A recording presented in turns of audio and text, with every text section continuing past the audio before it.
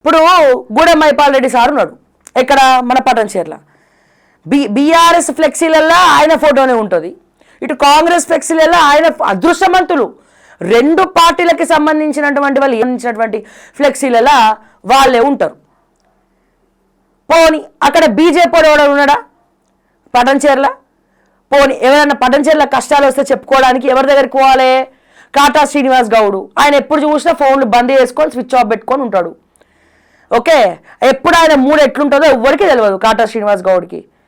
ఓడిపోయిన డిప్రెషన్లో ఇంకా అట్లనే ఉన్నది. ఏమైనా కొద్ది గొప్ప ఏడన్నా కనబడితే ఆ పెళ్ళిళ్ళకి పోయి అక్షింతలేసుడు, ఆ తార్లు మహేంద్ర తార్లో, లేకపోతే బెంజులో, లేకపోతే ల్యాండ్ క్రూజర్లో, లేకపోతే ఇంకేదో బుల్లెట్ బండ్లో వస్తే దాన్ని రిబ్బన్ కట్లు వేసుకుంటా కాంగ్రెస్ అధికార పార్టీ ఇన్ఛార్జు నిమగ్నమై ఉన్నాడు.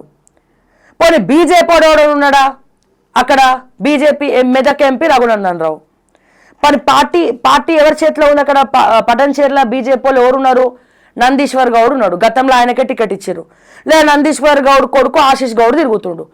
ఈ ప్రజా సమస్యల గురించి పట్టించుకునే నాదులు లేడు పటంచేర్ల.